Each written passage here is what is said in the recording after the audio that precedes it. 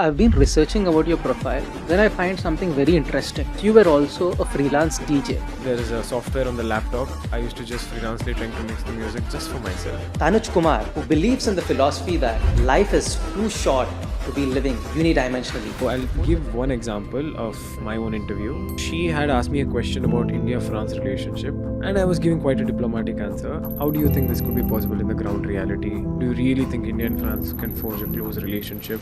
The fourth attempt that you gave, you cleared the prelims, the mains, and also the final result.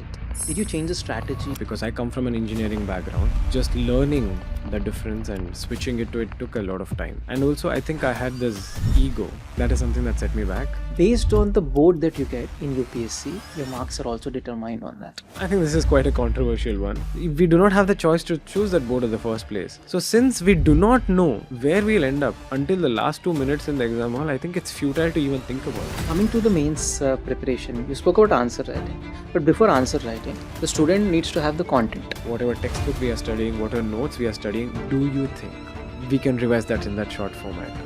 No. That is one reason. Second, we have put in the effort. Third reason is, now the question, $1 million question. Should it be a digital notes or should it be a hard copy notes? I think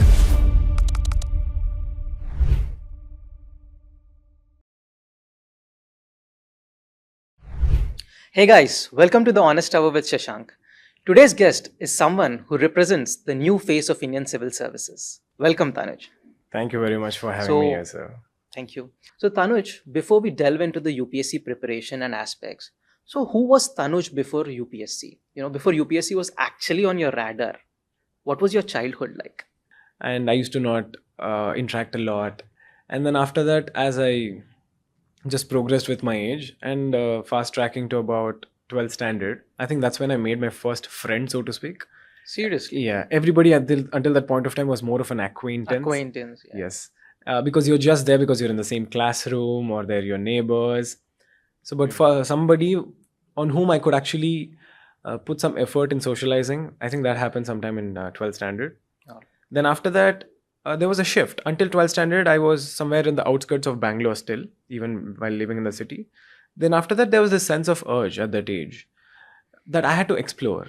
Just get to know more, because life is not just this. You go to the school and come back. To give you a perspective, sir, in my 11th and 12th, my school was about 12-13 kilometers from my house. Okay. And all I was doing was just get to the bus stop, take the bus, and then go to the school, and then every day in and out for about 2 years, 11th and 12th. And then that actually made me feel like, is life so monotonous to live? And then after that, I had engineering as my choice after 12th standard. So I wrote something called as Common Interest Test in my state. Achha. So as a result of which, my rank was good enough for the best college in Bangalore. And I did not go to choose that college because I wanted a college which does not just prioritize education and sports, but something where I could gel, socialize quite a lot, and which was at the heart of the city, to get exposed to the much of the culture of the city and just to know myself as a person better when I put myself across different places. So that's when I chose the college that I chose, BMS College of Engineering. And then I went there and everything seemed like a new culture. It was such, even being in the same cities, in the same state, just traveling 15 kilometers. Was there any pressure from your parents to choose a particular field of graduation or a particular college? No, sir. There was no such pressure whatsoever. They gave me the free reins, and I'm thankful to have parents like that who actually gave me the opportunity to venture out the passion of my choice. So I just chose my college of BMS College of Engineering, and therein as well, I chose mechanical engineering as my subject based on the calculations that I had made back then. Okay.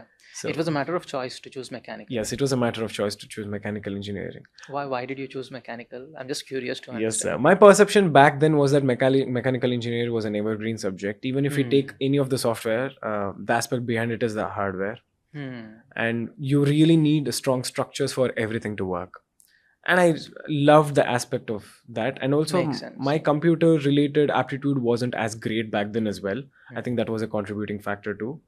So with that, I just walked into this college with broken English, not knowing a lot of things back then, which an ideal 12th standard person would know, just freshly into the college with a lot of vision and a drive somewhere that, yes, I need to socialize a lot more. So That's something that happened. I just went there and I started. So you consciously decided that Yes. now that I'm in my graduation, I need to socialize. I need to come out of that shell of being an introvert. Yes, sir. So that's something that was a very conscious Hmm. choice. I just went to the college, and there itself, there were a bunch of clubs in the college, Okay. literary club and fashion club and theater club. I did not discriminate between any of them, and I started giving auditions to every single one of them. I didn't know anything about aircrafts or anything. I Did just somebody encourage you to take up from your family or no. your I think it was peers? just an inherent urge at that point of time Okay. because I hadn't really explored. I used to see so many people in my circle, not even in my circle. My classmates since 12th standard, they used to just have fun after the class. At that point of time, it just felt like, why am I constraining my life so much? Why am I just not letting myself just experience all the experience there is to experience? So it just felt like college was the time Okay. wherein I could just explore myself on that front. Right. So I started joining clubs left and right. I mean, there was an audition, of course. Mhm. So I didn't know how to design an aircraft. I went to the aerospace club. They asked me to design an aircraft there. Okay. That's when I walked out of the hall because that was a little too much. And then after that, there was a fashion club. I had a face completely full of acne. With no inhibitions, I just went to give auditions, even knowing that I wouldn't get through. But the most interesting aspect of it was the literature club. Okay. My English was so broken that there was a panel wherein the audition was held. That seems a paradox now, the fluency with which you speak now. Right, sir. Now, when you say that your English was so broken, so that seems like a paradox. Yeah, I'm just blessed with the influences that I have now, sir. Yeah. So it shows that you've actually worked out on your limitations. Right, sir. Yeah. And so it was a panel of 5-6 of us who were giving audition, and there were judges right in front of us. There was a question which was asked about how can we empower women in India. I think it was as generic as that, but phrased in a different manner. It took me a lot of time to understand what the topic was, and then everybody started talking, and then I finally had an opportunity to talk. And then when that had happened, I couldn't really think anymore during that point of time. I had sweat in my palm and I was completely dripping on my face. And I took about 15-20 seconds and the room was completely quiet all of a sudden. And finally, I blurted off something. And essentially, I'd rephrased the same question to him. And he understood the kind of deplorable condition I was in. And he just moved on to the next person. And eventually, the judge ended up becoming a friend of mine later. And then I got to know, buddy, see, you did not take me in for the club. What happened? He said, there were 30 people who had given the interview. We took 29. That's when I felt like, okay. So this is where I stood back then. So it's been quite a journey from all there. that matters is that you tried. I think that was more important. I think I'm proud of the fact that I gave You myself took that that step, opportunity. actually. You took action. You took that step in the first place. Yes, sir. Yeah. So then after that, I went on for another club, which was the theater club of my college. And there, I felt like I could be more expressive there. Okay. Being in theater, you have an opportunity to speak, to act, to socialize, to go to different events. That is somewhere I could learn myself a bit more and the people around me. Luckily and thankfully, I got into the club. And then I stayed there for about a couple of years after that. And I did contribute a bit of value in the club as well. And then after that, eventually, my journey turned into civil services. But we can take that in the other aspect of the podcast as, yes, sir. Do you remember any specific incident or a person who shaped your worldview in the childhood, which you still carry till today? Right, sir. I think that's a loaded question. Back then, I don't think that I did feel like there was a lot of influences back then, so to speak. That's the thing. I think the influences were very superficial and very flashy. That's what a neighbor wearing a good shirt felt like. You know what, this person is really cool, so to speak. So I should be like him. If somebody who were driving a bike in a different way, that was a great influence. But I don't think there was any concrete influence which shaped the philosophy that I live today. I think the philosophies or the ideas that I've taken, it's been after 12th standard and in my engineering. And many of the literature or videos or people that I've met, that's been quite a recent phenomenon and nothing, so to speak, from the childhood. Yeah. Any specific person that you always looked up onto from your childhood? Maybe is a prominent personality or somebody from history or somebody in the contemporary times that you look up on to? Right, sir. I think it's a series of few people. I think Jordan Peterson is one person which I can think of the top of my head right now. He's a psychology professor. He used to be a psychology professor in Okay. the United States. Sorry, Canada actually. And then after that, he started professing more about how to live a life more effectively, and then how to discipline oneself, especially in this day and age when there are a lot of distractions to fall into. How can we lead a meaningful life? I think that aspect of his talk is something that influenced me quite a lot, and much of his articulation skills, because I think he's one such person who could speak what he thinks. I think that has influenced me quite a lot. And other than that, there's this one other person. His name is David Goggins. So he used to be a Navy SEAL in the United States. Okay. So this person has been through quite some childhood, which was quite bland and quite abusive. And then he has ended up clearing the Navy SEAL twice. And then after that, he went on to, break the world record for the most pull-ups done. And then all while being an African American back in the 80s and 90s, which was a highly difficult task. And he did all of this with a hole in his heart. Okay. So it just goes to show how human brain can just That's quite break inspirational, all the records. actually. Yes, sir. These were a few examples and influences I think that I carry with myself throughout my journey. And there are some new influences that get added every day. It could be as smallest of thing as having conversation with you yesterday for a few minutes, where I got to know that yes, you took the entrepreneurial journey, and then that was a bold decision to make. So I think there are a lot more micro influences that I take, the small aspects from every single individual, which you could inculcate in oneself. I think that's something that I orient towards. Oh, fantastic. Yeah. So your dad was into a business, right? So did he ever suggest you to take up entrepreneurship as a journey? Not really, sir. Again, I think my parents, they were completely, helpful in providing me free reins towards my career and lifestyle in general. They had this confidence in me that yes, he's going to make something out of his life. If he needs any help, we are going to be there. So I don't think I felt any distinctive pressure. Okay. Yes, sir. So in your childhood, apart from civil services, which you achieved of late, was there any other dream that you always wished to pursue? So apart from being a pilot, I think there was a stint where I felt like I could join the Indian Armed Forces. That is something that I felt as well during my childhood days. But then as I started exploring my personality a lot more, I realized that my inclinations are a lot more towards civilian society, wherein I could contribute actively towards social building and learning problems at the grassroots level and contributing to it. So I think over the course of time, my perspectives towards the career also changed. So that would be something that I felt before, but now I'm oriented towards civil services. Okay. Having said that, Yes, sir. I've just gone through your profile, and it says that you've attempted the CAPF examination, which is also conducted by UPSC. Right, Apart sir. from that, you also tried for the armed forces, Right, the sir. CDS. Mhm. Right. So could you share your experiences on why you chose to get into the armed forces in the first place, per se? Right, sir. And how challenging is it? Your experiences in the preparation, and also you've gone up to the interview stage several times over there. Could you please elaborate over that?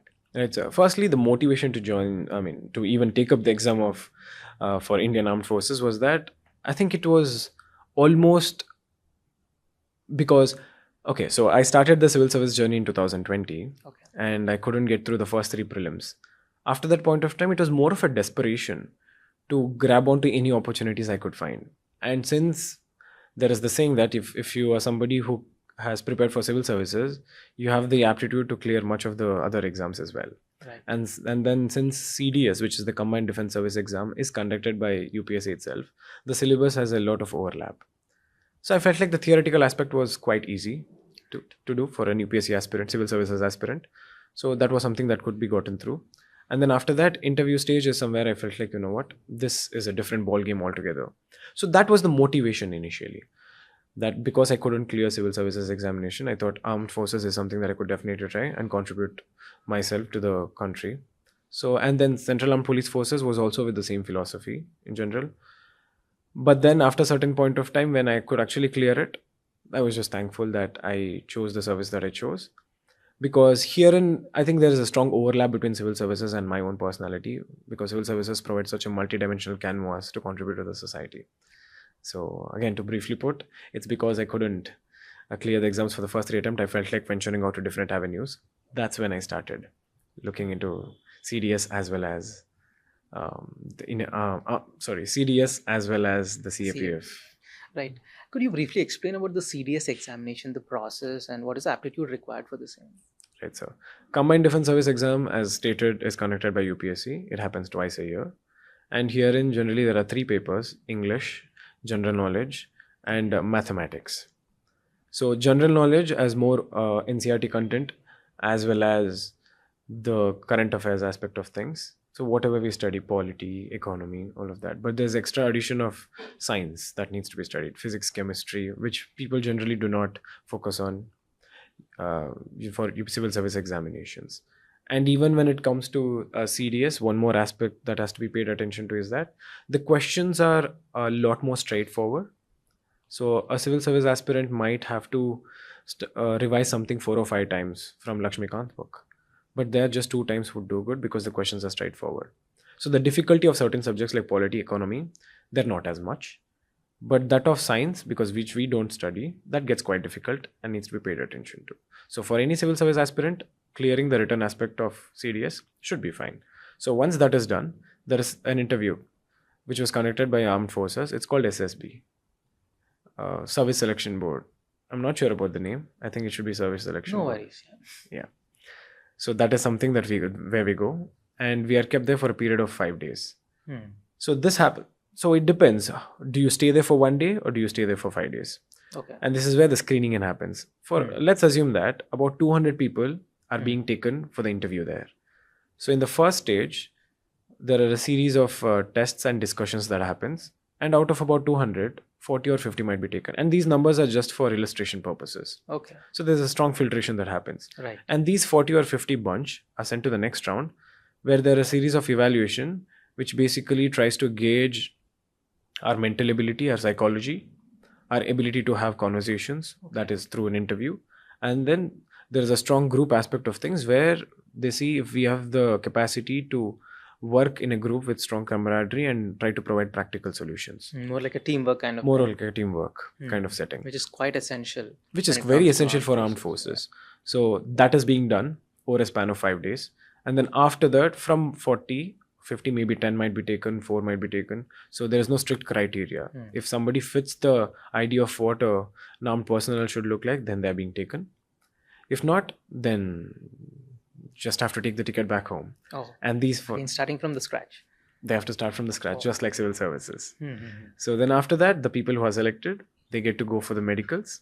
And then the rest of the procedure happens for the next few days. So this is how generally it works.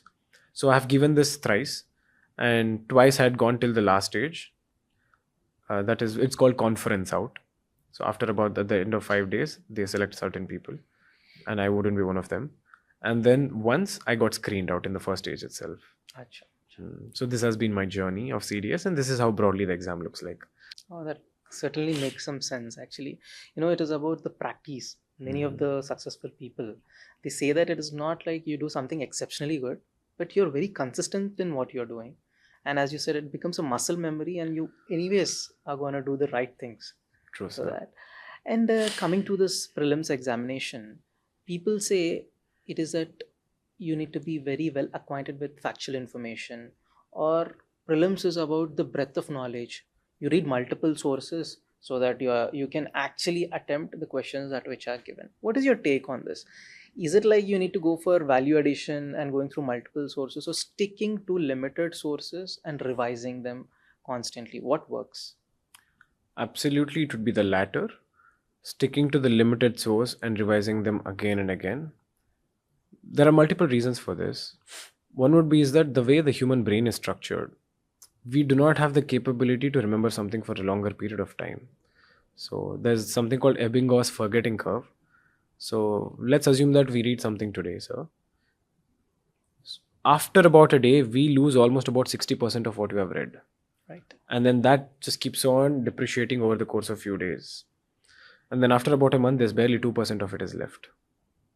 So, especially in this journey, we take up a specific book, we read it today, and then we come back to it only after 3-4 months, especially in the initial few stages, after reading all the subjects. By that time, when we open the book afresh, it feels like it's a new book. So the goal is to understand that yes, this forgetting curve, it is to be arrested at every single interview. One way to do that is sticking to the same books that we always study. Second is recalling actively and trying to give more mock tests so that we are trying to arrest that curve at equal intervals. So definitely studying the same routine books and revising them is the good way to go. But we have to make sure what books we are picking up at the first place, even when we are going back to revise them. And how to do that is to go through the previous year questions, because UPSC has already provided us vast syllabus as to what might be potentially asked. So we have to treat it like it's our holy book and then study it extensively. That is something that I did in this attempt as well. What I did is that I had this previous year question handbook. So I used to go through every single topic, read them, study them, mug them up, and then try to see what kind of trend of the topics that is being asked. And from my routine sources, study those specific topics. Okay. So I think that helped me quite a lot to further filter and break down and keep my sources to very, very minimal. All right. Even in a book, I used to read very specific Selective. content, very selectively, which actually helped me at the end of it because I could revise more. But instead of saying this and instead of listening it from many toppers, the major challenge that today's aspirants face is the exodus of information. True, You have sir. too many YouTube channels, Telegram channels, so many materials flooded in the market. So how should an aspirant exercise restraint? Now, how would they know where to stop? Yes, there is a lot of chaos in this journey, and there is a requirement for clarity for sure. And this problem arises because of the difficulty of the exam, as we have just talked about in depth. The best way to go about is stick to what UPSC themselves have spoken. One is the syllabus, but syllabus does not provide us a lot of information. Secondly, it's the previous year questions. Stick to them. One needs to sit and analyze for themselves. Okay, if I were to ask somebody, can you tell me what kind of questions come from Indian polity in prelims? Is a person able to do that? Can you tell me what would be the weightage of preamble? What is the weightage of fundamental rights? So the first way to go about is to get acquainted with that. What has been the trend? After that, pick the source, compare. Okay, is this source able to answer this previous year questions? If the answer is yes, it's a good source. If the answer is not, then perhaps it's high time to change the source. So I think it's these basics which needs to be stuck to. And a lot of institutes might also prescribe this or might not prescribe this. I think any of the institutes or academy, in my belief, should be there only to complement your syllabus, but not complement your preparations and not to supplement it. True that. I think one needs to have this independent brain to think, yes, is this helping me? Even in the classes, if a certain teacher is teaching something, is this class helping me? If so, yes, let me sit and listen. If not, what other different way can I approach this exam? So all of that happens is having this internal compass as to am I doing it right or not? So that answer is given by previous year questions, sir. That's what I think. You put it very aptly, actually, very briefly, but very specific. I think aspirants should definitely try to practice or implement the strategy that you have shared. So, it was very simplistic, but yet impactful, whatever you have told. Thank you, sir. But the other aspect of the prelims examination, that is a CSAT. CSAT, when it was initially introduced, many students thought it is just about doing some basic practice and you can clear this examination. Later, UPSC made it a qualifying paper. Then students became more complacent. But when you see the actual ground reality, because of neglecting CSAT, many students are getting very good marks in the general studies. They're unable to clear the prelims exam because of not qualifying or not getting even the qualifying marks for CSAT. So what is your take on CSAT paper and how did you tackle the CSAT? So as you rightly pointed out, the significance of CSAT has astronomically increased over the course of years, especially because of the difficulty of paper. Barring the year 2022, since 2020, the paper's difficulty has increased. So the general approach to this paper is first to pay attention to it. Okay. I think one has to get that out of the mindset that CSAT is a paper which I can clear with ease, even people of engineering background. Because engineering students are more confident. True, They sir. think that they're very good at math. Yes. And they end up neglecting further. True. At least the arts background students, they make conscious efforts when it comes to CSAT. And I've seen this pattern where most of the engineering graduates are unable to qualify or get that minimum qualification mark for CSAT. True, sir. I myself included in my Okay. 2021 and 22 attempt. Okay. I couldn't get through CSAT. Both the attempt. Both the attempts, 2021 and 22. Hmm. So first step which I took was to have conscious effort to pay adequate attention to CSAT and to block certain time in my day for CSAT. Okay. I think that would be the first step. Right. To pay attention to it, to block certain time for CSAT. So you were having a schedule for CSAT every day? Every day. Every other day actually. Okay. But I had it on my calendar and I used to stick to it. Okay. It has to be there. If not, what happens is that many of the aspirants, they think that I'll study general studies throughout the day. In the last 2 hours, I'll get to CSAT. True. But what we have planned to study in general studies for 6 hours takes 8 or 10 hours. Certainly. So when that happens, that CSAT study gets postponed to the next day, and the one after that, and the one after that, until at least last 1 month or 15 days, where people start running from pillar to post, not having studied CSAT adequately, and being under pseudo confidence that one could easily clear it. Pseudo confidence, true that. Yes, sir. So, and my approach with respect to CSAT was to block time. And I think when it comes to CSAT, particularly between general studies and CSAT, that the aptitude to pick out the questions which you can answer, and also those 2 hours worth of exam hall strategy matters a lot more in CSAT. I really think that because of the time constraint nature of the CSAT. One basic mistakes which a lot of us aspirants do is that we happen to just go with the question, take it upon our ego to solve it, and we invest about 3 to 4 minutes worth of time only to lose furthermore, and the sunken cost fallacy of having invested so much amount of time, I need to invest more. And this is where people lag behind. Sure. And in the last 2 to 3 minutes, they'll flip through the 70 to 80 questions, the question number 70 to 80, and then they realize that, okay, these questions were so easy, I could have solved it in 20-30 seconds, and they feel the guilt of not having answered them. I think this is the main pitfall that I faced as well in my previous attempts, and also the testaments of a lot of people that I've heard. I think this is a gap which I had to bridge. Yeah. So I approach CSAT from 2 different points of view. One, when it comes to studies, and second, the exam hall strategy. So first part, the studies of CSAT. The 3 aspects to CSAT. One is comprehension, mathematical ability, and logical reasoning. Right. Yes, sir. And here, everybody would have a strength. Certain people would have mathematics as their strength, logical reasoning, as well as comprehension. And in my case, comprehension was my strength. And there was this YouTube video which I had found. And that really helped me quite a bit in order to approach this exam. Okay. And after that, when it comes to mathematical ability, I used to have this previous year question booklet. Okay. So I used to take up one of the questions from this specific subject. Today, if I were to do number system, I used to pick up 2024 questions, what were being asked. I used to Google that specific question. Okay. And then I used to see how the solution is being made, because there are numerous institutes who would have solved that question. Right. I used to come back and answer it on my own. And then I used to do the same thing for about 5 years before, and across all the topics, to have a basic understanding. There are certain topics like compound interest and probability and permutations and combinations, which were quite difficult for me to answer. So I used to selectively solve them, but choose to skip. Okay.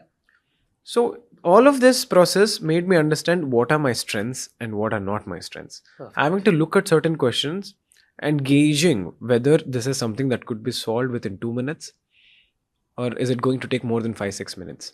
That skill set is, I think, is highly, highly necessary for the CSAT exam. Because just by looking at a question, a lot of us think that yes, this could be answered. But then only after 3-4 minutes wasted do we get to know that, oh, this is even further complicated than what I thought. So it's just that gauging, the skill set of gauging whether this is answerable within 2 minutes or not. That is something that gets built up by solving a lot of questions based on previous year question papers. That is skill set that one requires for mathematical ability. Logical reasoning, just solving previous year question, it gives a good grip. And there are certain low hanging fruits, calendars kind of questions, clock kind of questions. These are some things that needs to be adequately practiced at home. And once so with limited effort, you get better returns out there. Absolutely, sir. So the low hanging fruits, they are more so evident in CSAT. So if we pick all these questions, there are at least about 50 questions that could be answered comfortably.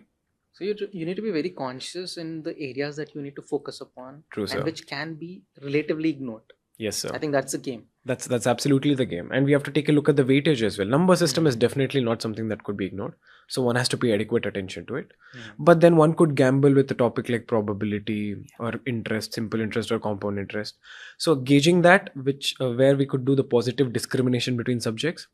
And secondly, how exactly to gauge whether I could solve this in 2 minutes or 4 minutes. Both of this comes through practice. This is about all three subjects, how I approached.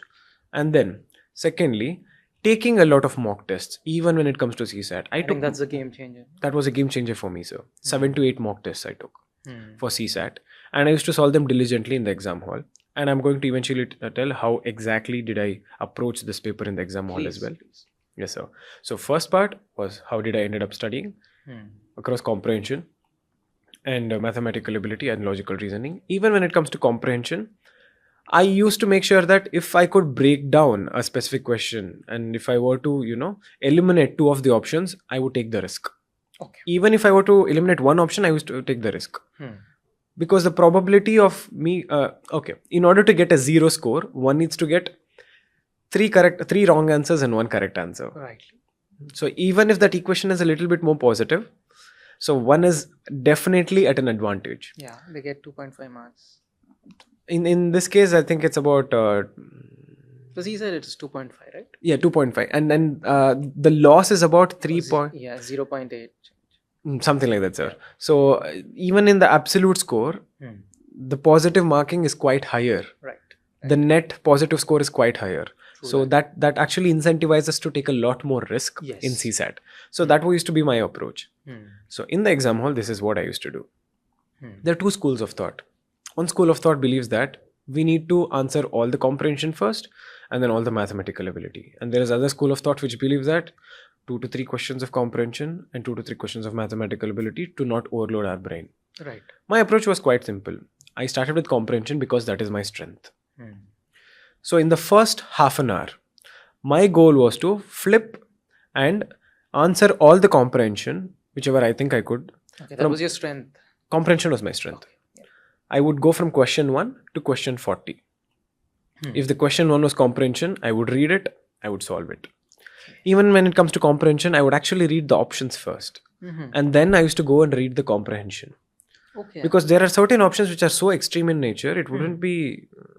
It's quite ridiculous to think that it is the correct option. And also while reading the options, I get to know what to gauge for, what to look for in the comprehension. That's how I used to go about it. Interesting. So I used to read a specific comprehension, answer it.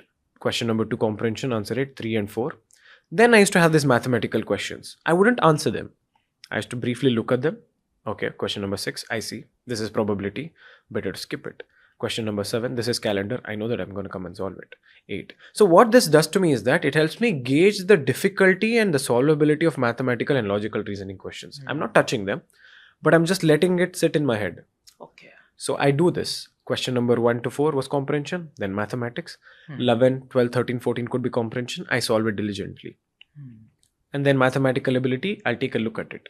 So my goal is to have solved all the comprehension and have taken a look at mathematical ability and logical reasoning. It gives you an acquaintance of the nature of the paper. Nature of the paper. I would do from question 1 to 40 in the first half an hour. Okay. And I could comfortably do it after taking a lot of mocks. So now what do I have? I've solved at least 15 questions worth of comprehension. And I've taken a look at mathematical ability. Now herein I'll take a pause. Is my brain drained right now? Do I feel tired? If the answer is yes, I'm going to go back and solve those mathematics questions. Because that's a new subject. My mind feels, it's exciting, it's novel, it's not comprehension. If I feel like my brain is, it still has good chunk of energy, I'll continue with comprehension. Question number 51 to 80 using the same formula. I'll do this for the next half an hour. Within 1 hour, about 25 to 30 questions are solved. I can remain stress-free now. All I need to answer is about 15 to 20 questions. Net positive should be 27, I believe, sir, in CSAT. If you are able to get 27 perfect correct answers, we sail through. Yeah. But given that our accuracy is not 100%, I target somewhere above 45. So now we have solved about 29-30 questions. We just have to solve 15 more in a span of 1 hour. Now our brain is stress-free. We can actually pick those lowest hanging fruits, 15 questions of the 50.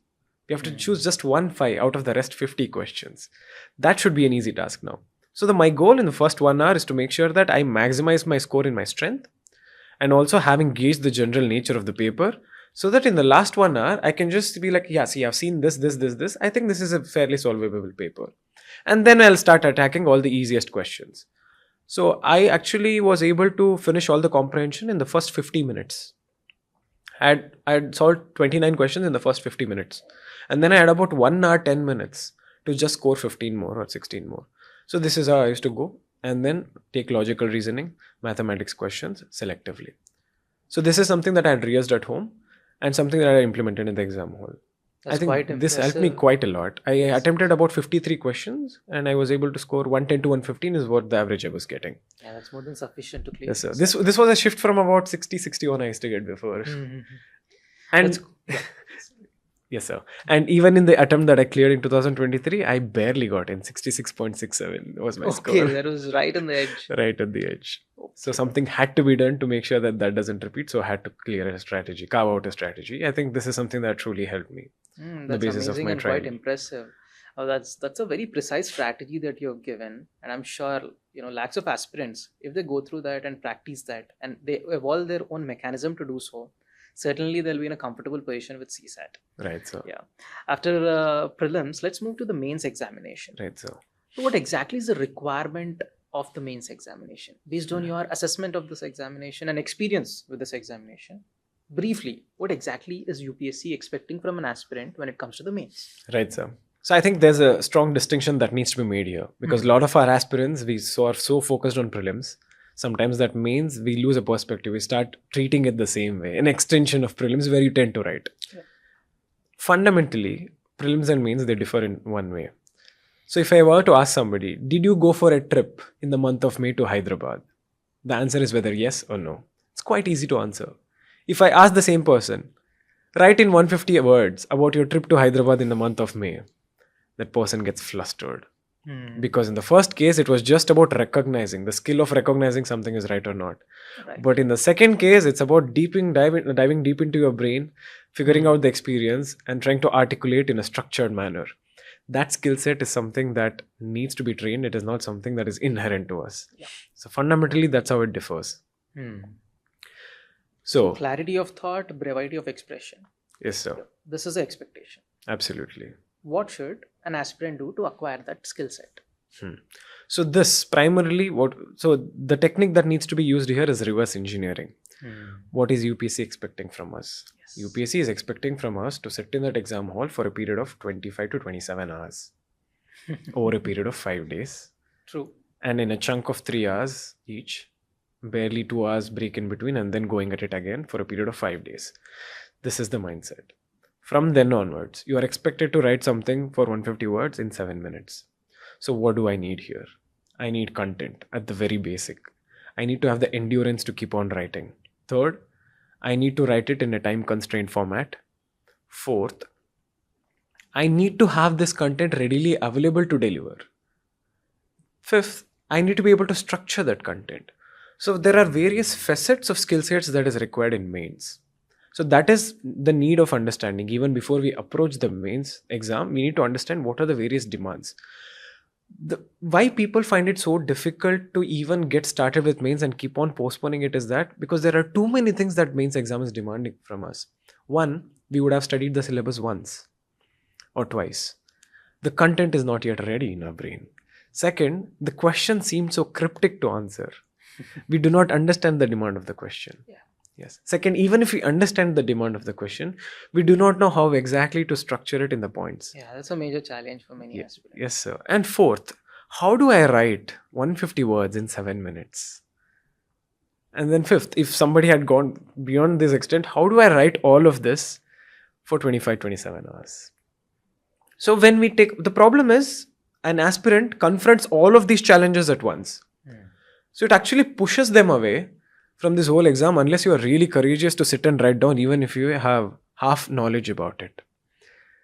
So what happens here is a lot of us tend to postpone answer writing to the last moment. So it's about understanding that there are too many demands of the question. So how to approach this? First, again, comes back to the same thing, sir.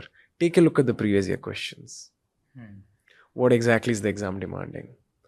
And then once we do that, go back to the routine sources. See if we are able to answer that.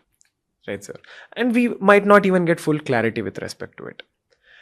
I'll take a bit of detour here, sir. The general perspective is that we need to read something and then answer the questions. But what happens is that throughout this cycle of UPSC journey, we keep on just reading and reading and reading and reading and never really outputting that information. Yeah. That's the mistake many aspirants. Yes, sir. My suggestion is that even after reading once, just go and attempt. Give the questions. That's what even I tried as well in my recent attempts. Even when I hadn't really revised anything from the past, I would still go and attempt it. It gives you a heads up on what exactly you can perform. True, sir. Your brain has that capacity where it can recall information. You can actually put it to practice over there. Right, sir. I actually suggest them to develop that skill set. You know what? Even if you have studied something less, do practice on outputting it.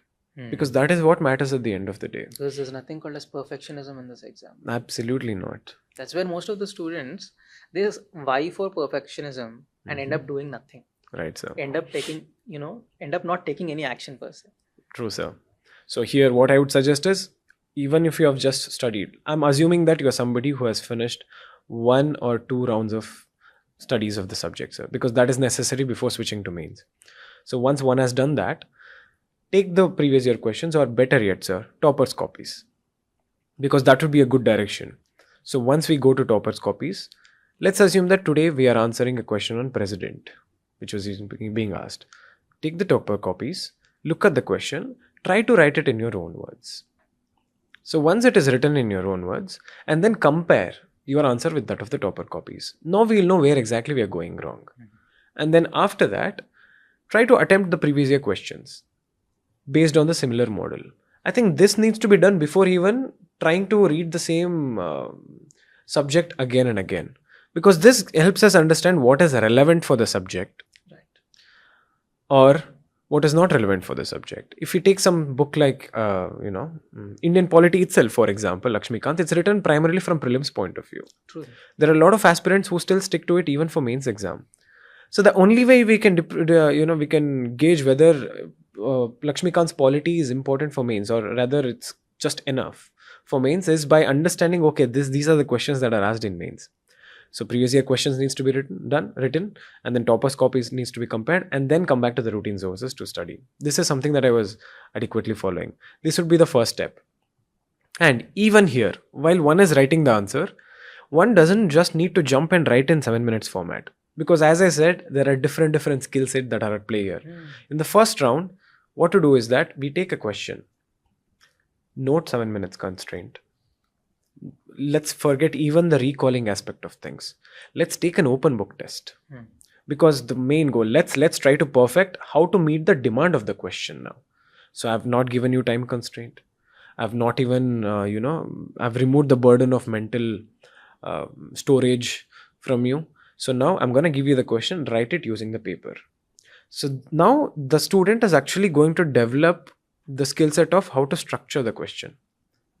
Once something that has happened adequately, then we can ask them to do it without having to look at the book. Now we are going to use our mental memory power in order to output our information and then write it in a structured manner.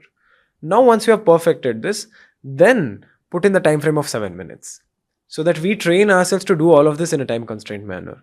Amazing. So what are we doing now here is that we are not abruptly making our brain to learn different skill set at once. Makes sense. We are now using a proper strategic structured strategy to try to, write in a structured answer, then try to recall it from our brain, and then after trying to do it in a time constrained format.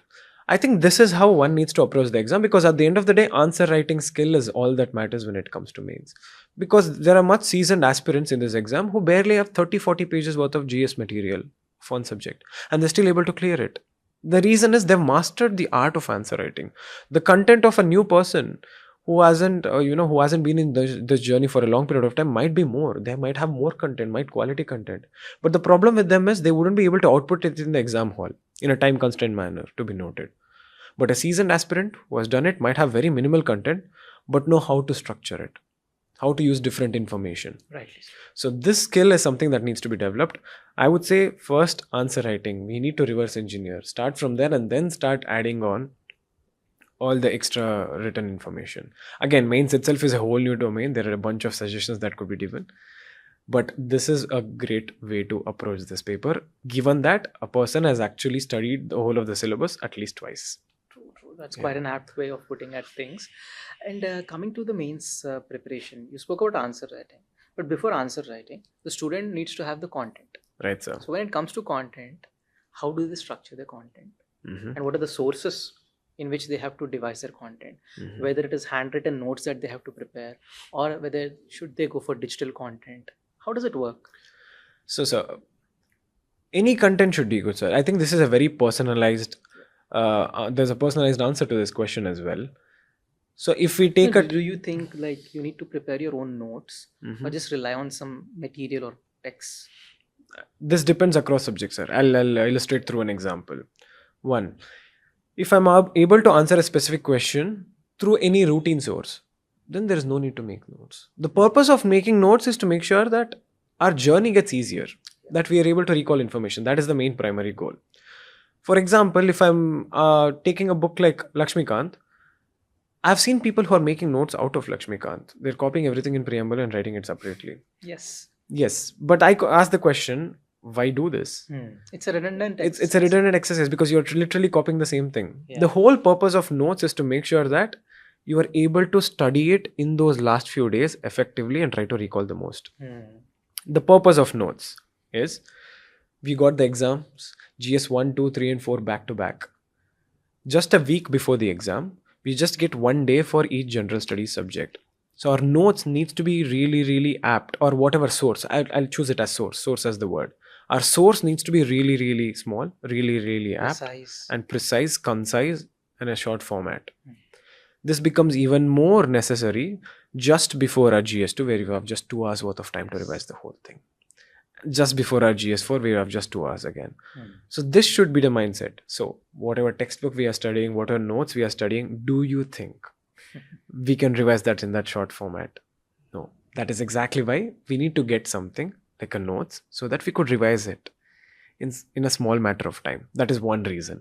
Second, a notes, if we make it on our own, it's very personalized to us. We have put in the effort.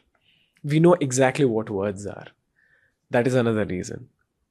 Third reason is there is a scope to add new things to our notes. We can, let's say there's a new newspaper article on it, we can just add it there. So that is one more advantage of making a notes, because everything stays at one single place and it's a very dynamic affair.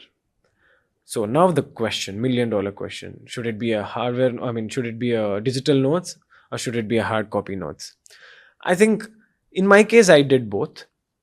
A blend of both. A blend of both. For a subject like GS3, I had handwritten notes because I had taken a specific course from there. I used to, write hand copy. You had your own class notes. I had my own class notes. So that really helped me quite a bit.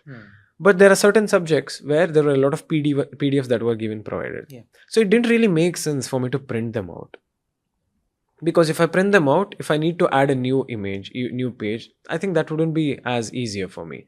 In the digital notes, I used to use a specific app called Good Notes. Okay. So on it, I used to load all the PDFs.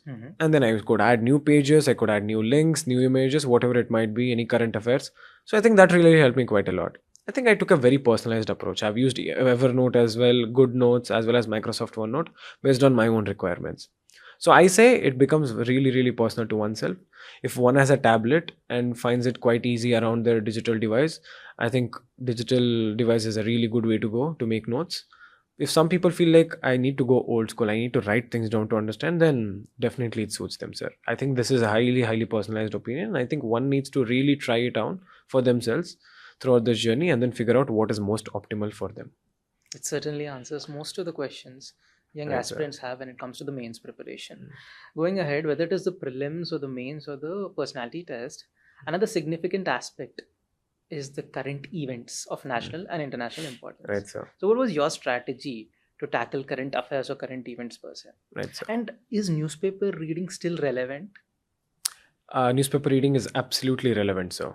These days people are talking about a lot of digital sources, several blogs, or ready-made material being available, and some toppers also per se are suggesting that I've never read any newspaper, or I've just gone through some printed notes and that was sufficient.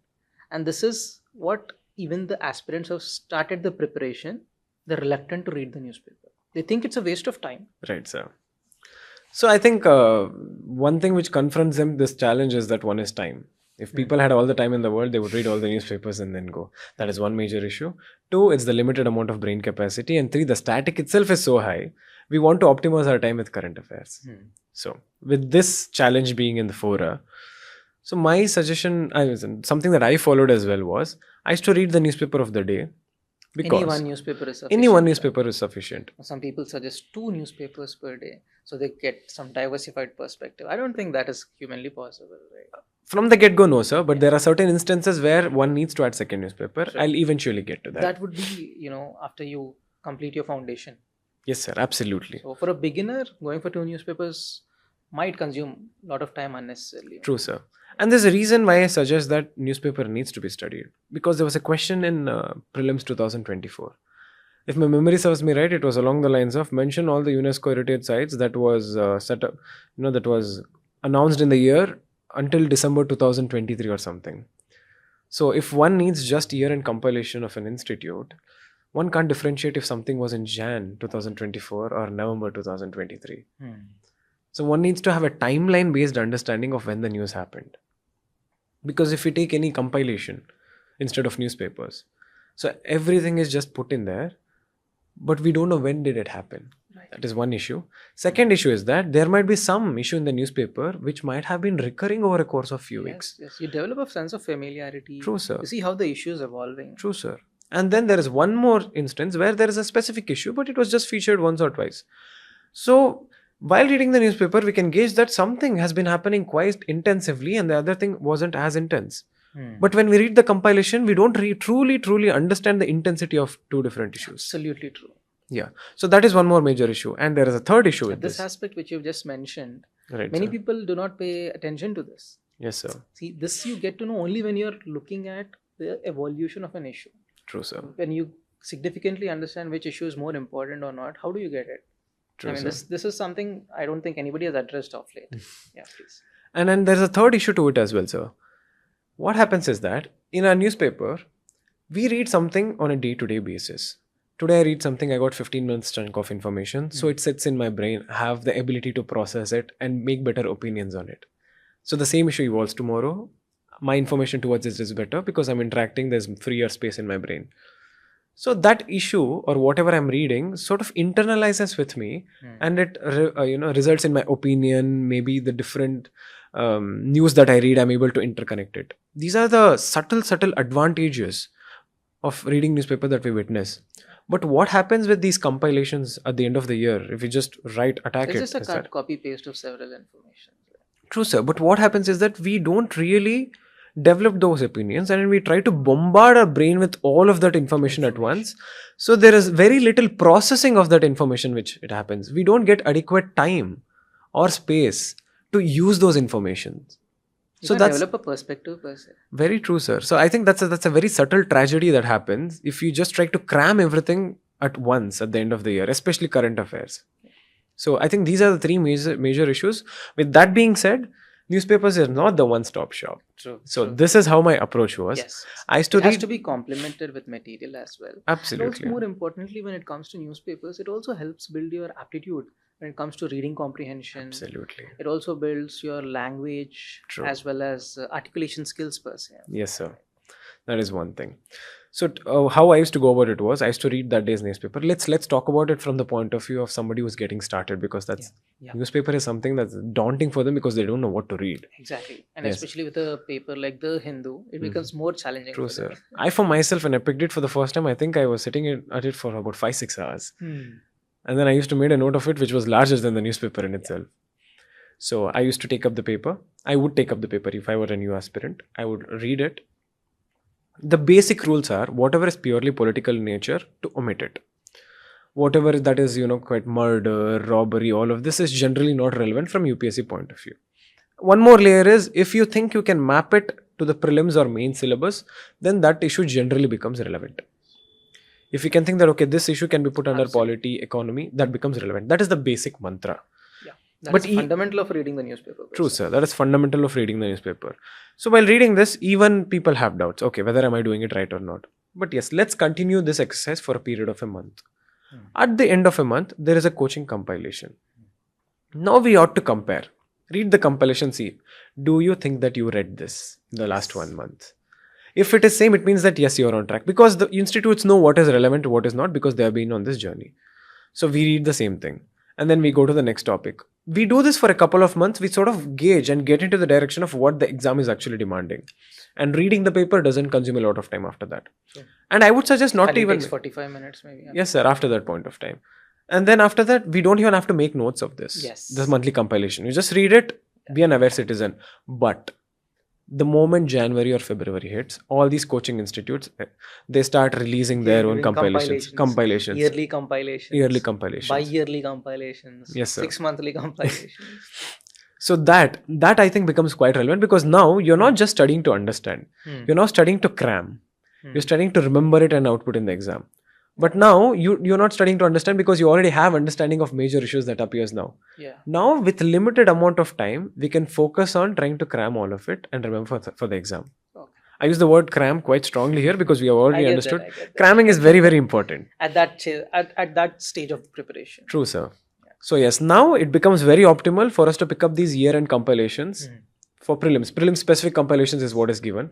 So just we can just read it while trying to still keep on the newspaper for about 30-40 minutes. And about 2 weeks, 3 weeks before prelims exam, we can just omit reading paper. We can just focus on these compilations as well as our static subject. This is how I would approach for prelims. And then after mains, the moment the prelims exam is over and I've got my result now I would read the newspaper every single day. And now, here's one small change I would. If my optional subject is something that is highly dynamic in nature, so I would take a newspaper, an extra newspaper, and I was focused on that specific topic in that newspaper. For example, if my optional is political science and international relations, the Hindu or Indian Express, what I'm reading, I'm going to read it.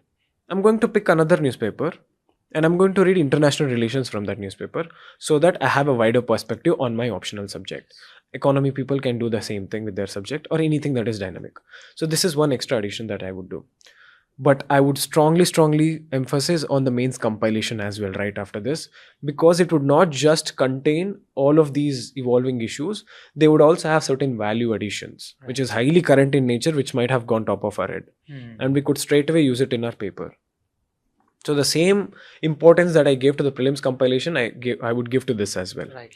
So this is how I would solve the ecosystem. And then let's continue for this interview as well. Here I start picking the local newspaper and everything, because there are a lot of local questions that is being asked. Okay. For example, if I'm from Hyderabad, I used to pick the Hyderabad local edition of the paper. And I used to read page number 2, 3, 4, which you often ignore. We start reading them more closely. And we also, if time permits. Regional news as well. Yes, sir. And also we do also focus on all those different keywords of our DAF.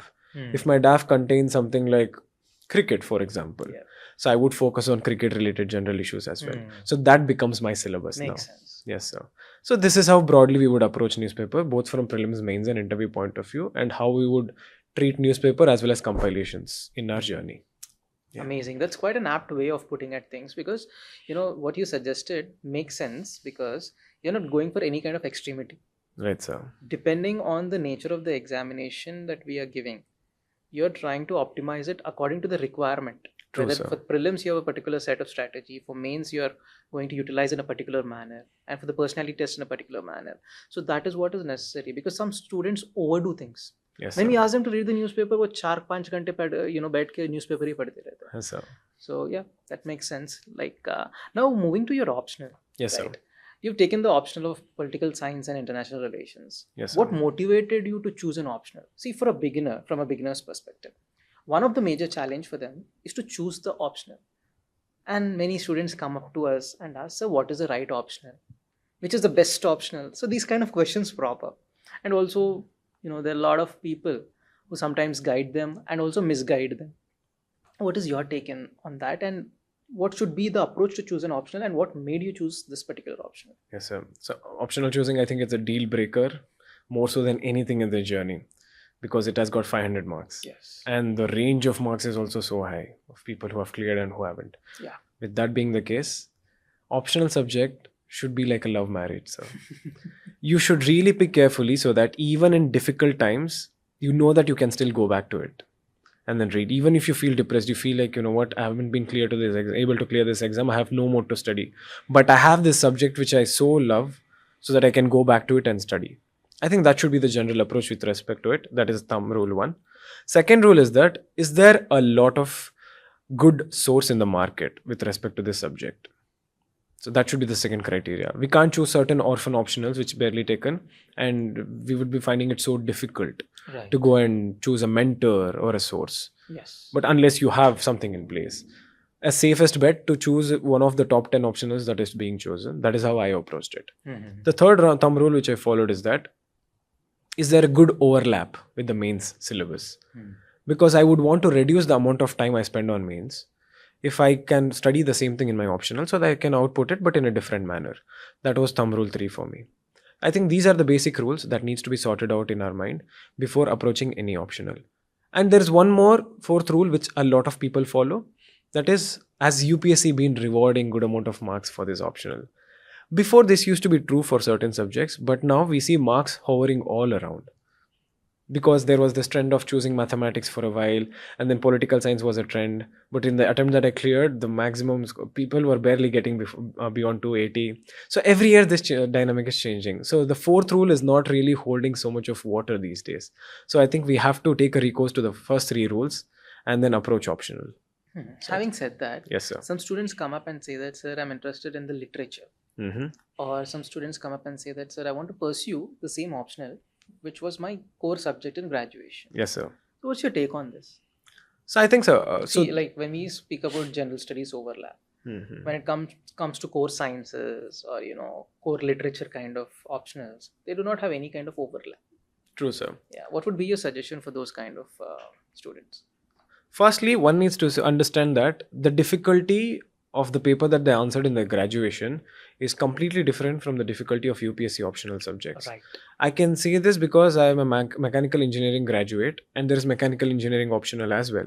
And I've seen the difference of questions, it's earth sky apart. Yeah. And the depth of testing or the depth of knowledge required to answer such questions is also very wide. Absolutely, very vast, sir. There is that. And then secondly, one needs to know that whether would I really want to make that sacrifice of having to choose an optional which I've already studied, or having to choose an optional which actually reduces my time. Yeah, so they should be conscious enough that this is ultimately a competitive exam. True. And we're here to clear the exam. Yes. If not for anything, to get a good job. Yes, sir. So they have to make that conscious choice. It's not just about passion or what you have pursued of graduation, but where is it going to take you? True, sir. Now there could be a particular optional. A student might be very passionate about it, but if it is not yielding marks, true, that's the whole point of it. Yeah. If they're not getting any guidance for the same. Yeah. So I think those rules, those tick boxes have to be checked before choosing an optional. That is something that I would definitely suggest. Right. And coming to your optional of PSIR, yes, sir. It's a very vast subject and highly dynamic in nature. Whether you talk about international relations and the various application of political theories per se, it's very dynamic and vast. So how did you tackle this challenge? So firstly, I had a great liking for the subject of PSIR. Because it is so dynamic in nature, I found it to be quite interesting to keep on reading it. Okay.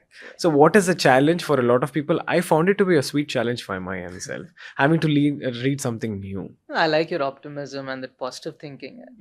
Right, sir.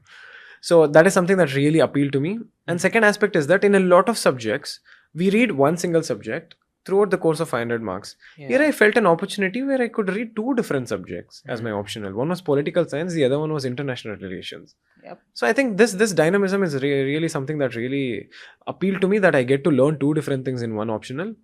And one more aspect is definitely, there are a lot of takers for PSIR. So I've seen that it has been a scoring subject historically. Yeah. And in addition to that, sources are available everywhere. And even more so, there is a strong overlap with general studies. Yeah. We take across GS2, GS4, and we could use the quotes in essay as well. A certain part of GS1 too, modern history. So I found it to be a great liking, like a jigsaw meet between me and the subjects. So that's exactly why I chose PSIR. Yeah, having understood that, now there could be a student who's interested in PSIR, he's factored in all the, parameters. It is scoring, or, it doesn't overlap with general studies. Now he or she says that they're not well versed with answer writing skills, or they're not acquainted with the current affairs. What do you suggest for such kind of aspirants? So if they're really, they're not acquainted with current affairs, they should definitely start studying for a current affairs. If they think that, current affairs is not my forte, I don't want to focus a lot of it, my suggestion is choose a different subject. Because current affairs is a very, very integral part of PSIR. There is no ignoring that, sir. Yeah. Especially in the second paper. So if somebody really feels like, no, current affairs is something that I really can't, then it's better to choose a different optional. Okay. But if they haven't studied current affairs yet, but they're willing to take the plunge, then please go ahead is something that I suggest. Political science and international relations also has a significant aspect of current affairs, as you rightly noted. Yes, sir. So what was your strategy of integrating current affairs with the static part? Right, sir. So firstly, I read one of the coaching institute's notes to have a basic understanding of the subject. The core subject per se. The core subject. The theoretical aspect. The theoretical aspect. And then there is one topper called Utkarsh Dwivedi, sir. Okay. So he has made a brilliant notes. I used his notes as a base for me to add on a lot of things on top of that. Okay. So this was my second layer. And this is the final notes I referred to as well. And to this, the current affairs that we are talking about. So you prepared your own notes for static. So it was built on Utkarsh Dwivedi sir's notes. Okay. So it was inspired from him, and I used to copy different chunks and then add into my So own you notes. had your own compilation. I had my own compilation. Perfect. And this was done on Evernote. Okay. So I had done. So everything that was happening on the current affairs front, I used to copy and paste it there.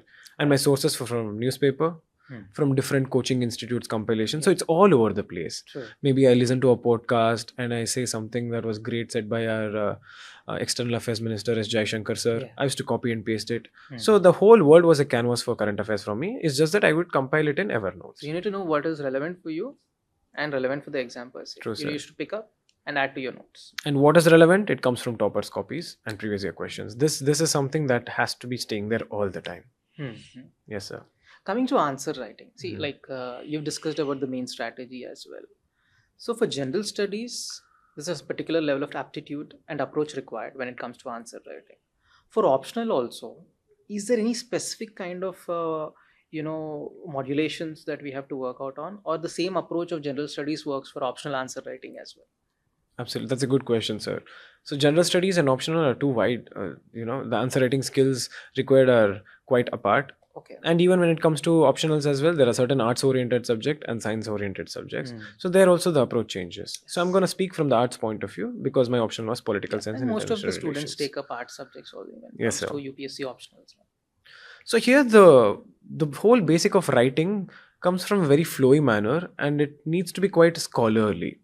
Because in general studies, I'll take a same question and I'll try to answer it across two different aspects. Let's assume the question is about parliamentary form of government.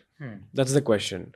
The way we would approach it from prelims point of view, from general studies point of view, would be that we would take a specific question, parliamentary form of government. I would probably introduce it through the definition of parliamentary form of government, or I would quote Article 75. Something like that. Then I used to write about point number 1. These are the features. Point number 2, so on and so forth. And then I would conclude it with a relevant, befitting conclusion. Right. This is how a general studies paper would look. A straightforward approach. A straightforward approach. But my optional point of view, if the question says parliamentary form of government, maybe I'll go to the root word and try to answer. What does parliamentary even mean?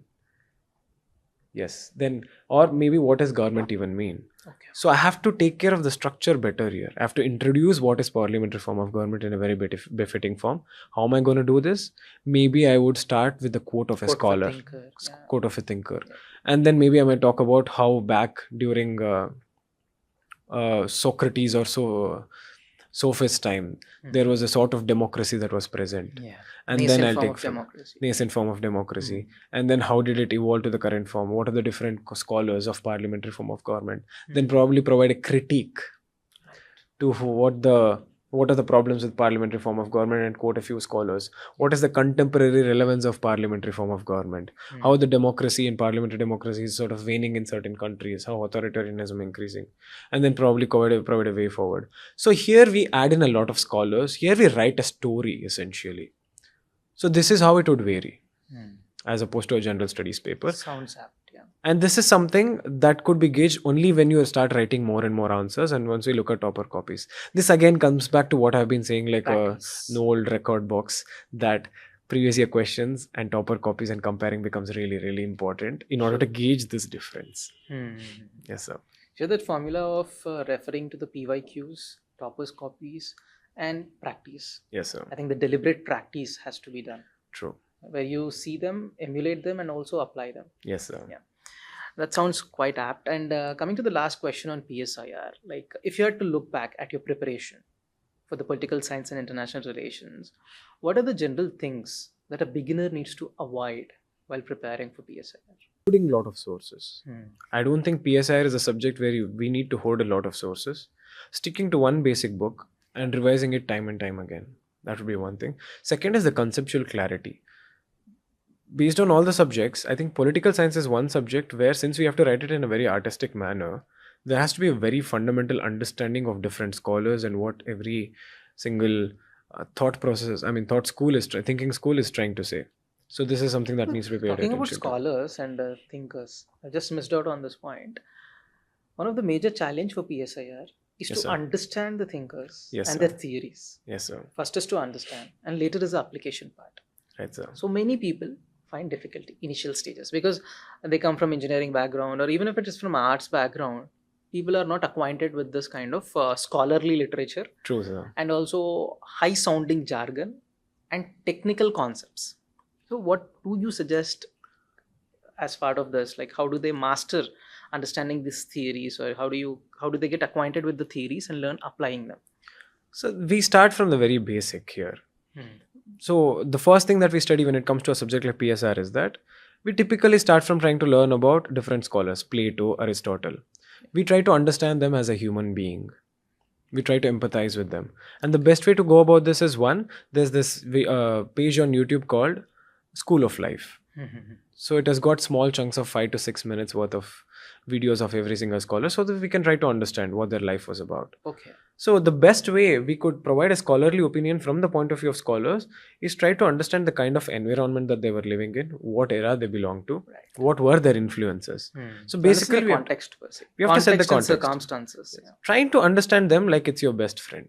That will be the basic mantra. That's when you'll get to know, okay, if I put him in a different instance, how exactly would he critique or how exactly would he support? So it's about trying to understand from which point of view these scholars are coming, trying to understand them like they're your close friends. So that should be the approach for scholars.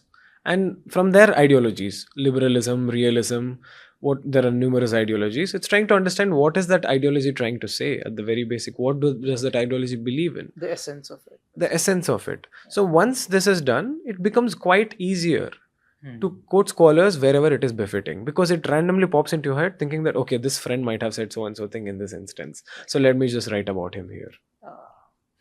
So that comes from trying to understand these scholars holistically, and School of Life page is a good way to start. But then after that, as people keep on studying from their basic sources, this becomes quite clear as well. This is something that will eventually happen, sir. This is not something to be worried about. That's quite relevant. And moving ahead from the mains preparation, the next stage is the personality test or the interview, Right, sir. which you have got some phenomenally good scores in your earlier attempt. So coming to the interview, what exactly is the expectation of UPSC board? Right, sir. I think there's a lot of myths, especially in this stage, more so than any other stages of the exam. Yeah. The first way is to try to decipher what the UPSC talks about even in this stage. The third stage, officially UPSC calls, is personality test. We use the term interview. UPSC has already gauged the intellect of a person in the previous stages itself. So this is not, strictly speaking, a test of knowledge. Yeah. This is the test of whether we have the aptitude, the courage, the vigor to be in this journey and to take on all the risks and the stressors in the journey that is ahead of us. This is basically testing our personality at our core. If you're just sitting in the exam hall, in the interview hall, the smallest of things is being checked with respect to our own personality. There are two different instances how one could go about it. If a person walks into a hall and they're quite nervous about it, it doesn't really show well on the person. But if a person is quite confident, they're quite calm in their demeanor, and they're able to carry a peaceful, respectful conversation, that shows that, okay, this person might handle some amount of stress in the future, because it itself is a highly stressful environment. Yeah. And the common misconception again is about that of knowledge. Hmm. In my own interview, I think there were a bunch of questions which were asked to which I did not know the answer to. Mhm. The determining factor here, not whether if we answer it or not, it is whether how gracefully do you respond when you do not know the answer. How is your reaction? If somebody asks a question to which you don't know the answer to, do you sweat there? Are you scared? Do you start fidgeting your hands or your legs? Or do you be like, sir, I'm really sorry. I would like to look upon it. Thank you so much for letting me know. That shows a very constructive manner. So it's okay if you do not know the answer. It's truly testing. If you do not know something, can you learn it gracefully? And can you be that kind of a person that public can approach? Can you be that kind of a person who can talk to their political counterparts without any fear or fervor? Can you respect your superiors? So generally, can you be a good civil servant? This is what is being truly tested, and not as much that of a knowledge. That certainly clears a lot of apprehensions. But there's some myths that we need to burst when it comes to the UPSC interview. Sure, sir. I'll try to ask you each myth. Kindly try to address the same. Okay? Sure, sir. See, there's a myth stating that based on the board that you get in UPSC, your marks are also determined on that. Right, sir. What's your take on that? I think this is quite a controversial one. This interview is quite a subjective experience in itself, and a lot that goes in the background is something that we are not aware of, the marking pattern and something. Even so, when it comes to the specific boards that we choose, we don't know how a specific board might evaluate. I think And you do not have a choice to choose the board in the first we do place. not have the choice to choose that board in the first place. So since we do not know where we'll end up until the last 2 minutes in the exam hall, I think it's futile to even think about it. The best thing we could do with this knowledge at hand is to just keep on studying and trying to do our best, and just answer it in any way possible. Because thinking about all of these different eventualities, let's assume that I'm getting one board or second board, let's start preparing as if I were to go to different boards, and let me make different set of notes and demeanor. I think all of that create a lot of stressors. Yeah. And it would want to make one put a mask on their face for different boards, and that would actually completely stress the whole process, create a lot of stressors in the whole process. So my suggestion is that we truly don't know if the boards are the different boards provide different sort of scoring pattern, because that is something that happens between the doors. Yeah. Something that is not And in the there's a public level of domain. subjectivity. There is a matter of subjectivity as well. So the best thing we could do as aspirants is to sit and prepare it to the best extent possible. You should only think on what is within your reach and within Yes, your sir. domain, rather than contemplating on which board you would get. And see, like even like a student, if they're preparing with the presumption that they might end up getting a particular board. True, sir. Let's say they didn't get that board, Mhm. and they ended up getting into a board which they hated. Yeah. What would be the psychological state of mind that they would be in? True, sir. So, as you said, they shall not give or they shall not pay heed to these kind of unnecessary aspects of preparation, maybe. Yes, sir. Yeah. So, myth number 2. Mm. So, some candidates say that people with good English or language communication skills, good accent, good dressing, or good etiquettes, they're the ones who end up getting good marks in UPSC interview. Right, sir. Again, see, human species, we are conditioned to pay attention to the first impressions. In our mind, if we see a person who is well dressed and looks sharp, we tend to feel that, okay, this person could be quite intriguing. And there's one another person who looks quite shabby, who doesn't smell good. It makes us feel that, okay, something is wrong here. I think this is innate inclination for us to feel that somebody who is well dressed and somebody who speaks well might have some information. That would be the first thing. But here too, there are certain myths when it comes to accent as well. As long as one is legible, as long as one is able to speak clearly and concisely, it should not be a problem, sir. And even UPSC itself provides translators if one is not able to speak English or Hindi. So they could use that opportunity as well. So what matters is language is just merely a form of communication here. Yeah. And accent doesn't really matter as much. So long the message is quite clearly given to the other articulate person. and express, Yes, sir. and also make your point clear. Yes. I think that's what matters, maybe. True, sir. So that, and there are certain cues as well of a person, how one carries themselves. Yeah. Are That they is more confident in it? important. That matters quite a bit. Yeah, it's about how you're able to project yourself True, first. sir. And if one is sitting in front of the interviewer and is so scared that they say good morning and we do not respond with good morning to you too, sir, that shows really bad on one's part. So it is all these communications. I mean, all these, Basic etiquettes. Maybe. non-verbal demeanors, which really matters a lot in those exam halls, because that is something that cannot be faked in that moment. Yeah. Absolutely true. Coming to another myth. Yes, sir. That is like UPSC interview requires you to have tremendous factual knowledge, number one. And if you have reached the interview stage, you're a person who knows everything under the sun. Right, sir. And also there are a lot of videos that we see on YouTube and other Right, social sir. media platforms where some questions are asked, or some stress kind of situations are created. Does it actually work that way in the UPSC interview? So there are a lot of stressors which are introduced, but it is not to the extent that I've seen around a lot of videos that are there on YouTube. Yeah. So I'll give one example of my own interview. There was a ma'am in the panel. Okay. So she had asked me a question about India-France relationship and how this is being impacted by India's relationship by China. And I was giving quite a diplomatic answer, and ma'am was quite insistent on the fact that how do you think this could be possible in the ground reality? Do you really think India and France can forge a close relationship? Don't you think China could be factored in? You are saying this, but the ground reality might be totally different. So the stressors are present, but they're not really as bad. And there are a lot more rational stressors. The stressors are subject oriented, issue related orientation. So where you are given a position of responsibility, how are you going to solve it? So they are still present, but they're not controversial. Yeah. They're not controversial. That is something that I could speak of. So there's a particular misconception that people from a particular academic background or coming from elite institutions and people with a particular set of optionals, they end up getting better marks or relatively better marks in the UPSC interview board. What is your take on this? So people with an elitist background, in my experience, in the form of academics. In Let's the form say somebody from an IIT or an IIM, etc. Right, sir. Based on the experience that I've seen, there are a lot of people who haven't been studying in IIT as well.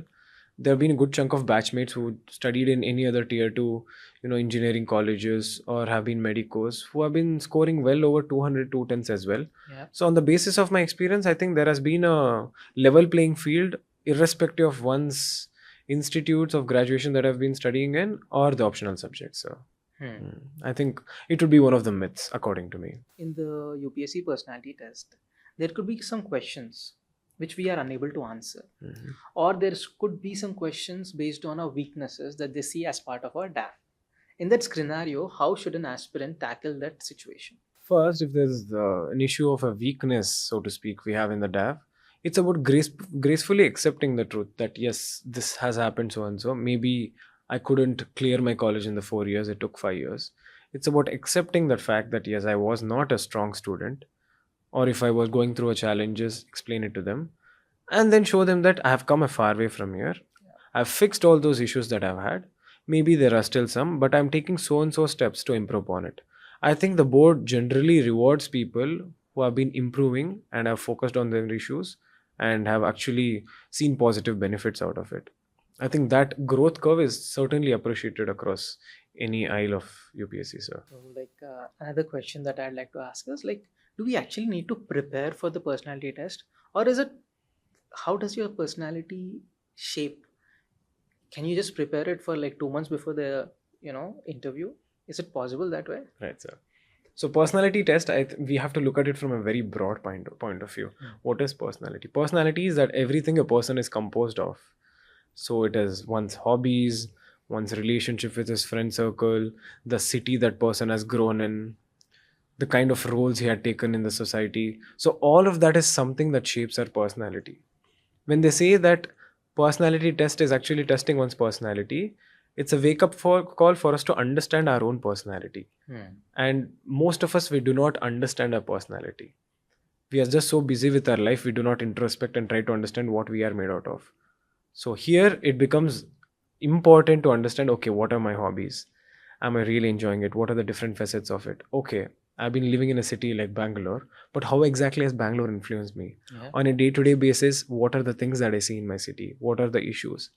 So basically, everything that has influenced me, I need to have a better understanding of it. And in order to develop a better understanding of it, one needs to prepare all these things. So yes, simply put, one needs to prepare for personality test. We have to make notes on our city, we have to make notes on our state, we have to make notes on our hobbies, extracurricular activities, the kind of job that we were in the past.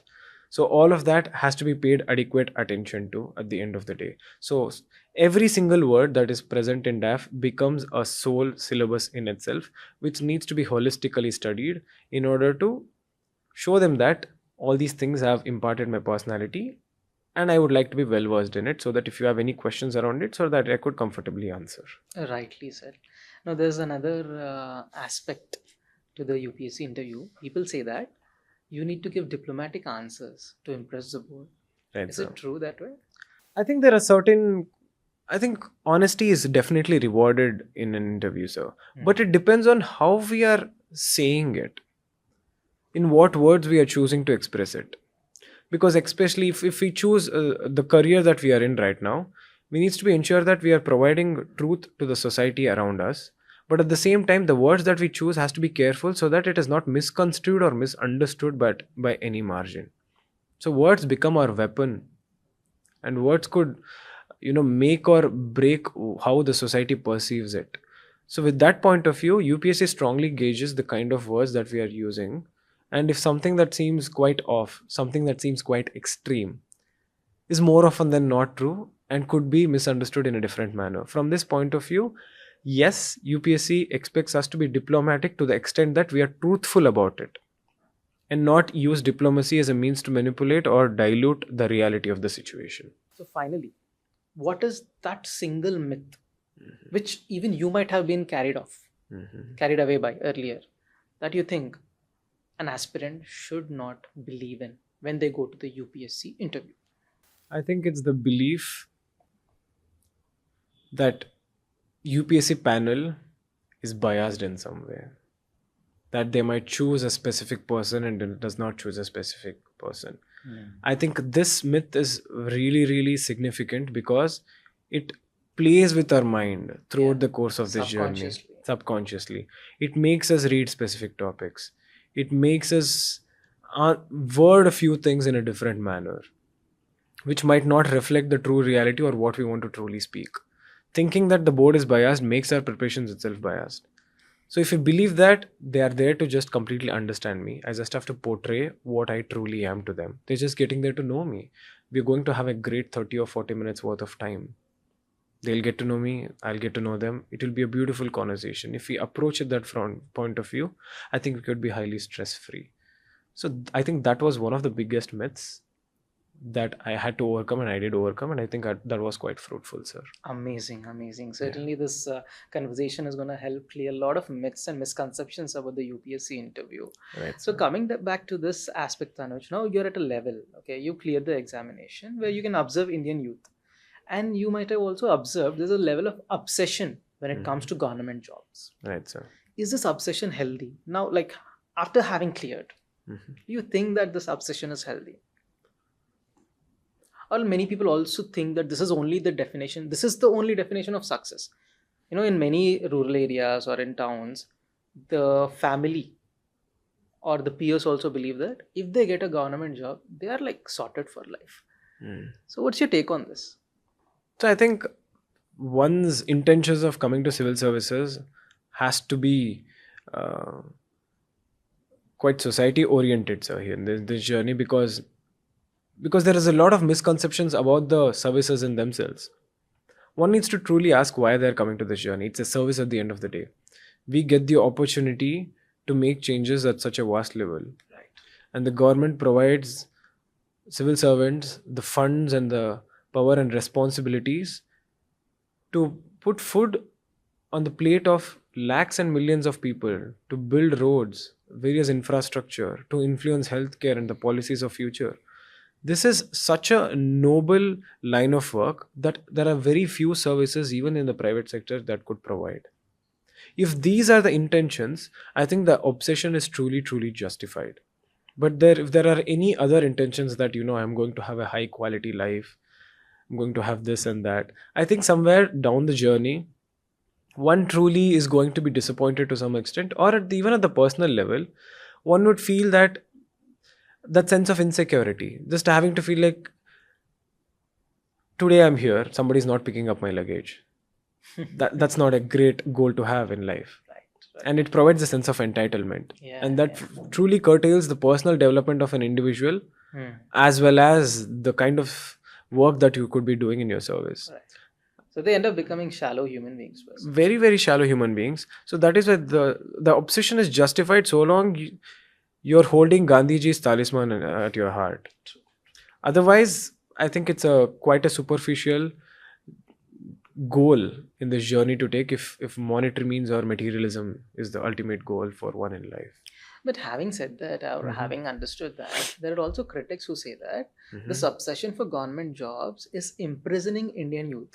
There are other avenues like startups and other ventures of enterprise where the youngsters can focus upon, whether it is in building their skill sets, whether it is developing their own enterprises. So what's your take on this? Right, sir. Again, it depends on individuals, sir. There is no set rule. If somebody is here as a youth and has just graduated, there are myriad of opportunities for them. So the one is definitely the civil services, and the other one that you provided was entrepreneurship. There are different pros and cons of both sides. Yep. One about UPSC civil services is that, as I've stated, there's a huge canvas for change to make the change, but the cons of it is that the recruitment process is so vigorous and the filtration rate is so high. Not everybody can get through it at the end of the journey. Yeah. And again, this is the opportunity cost that we are willing to let go away from the private sector.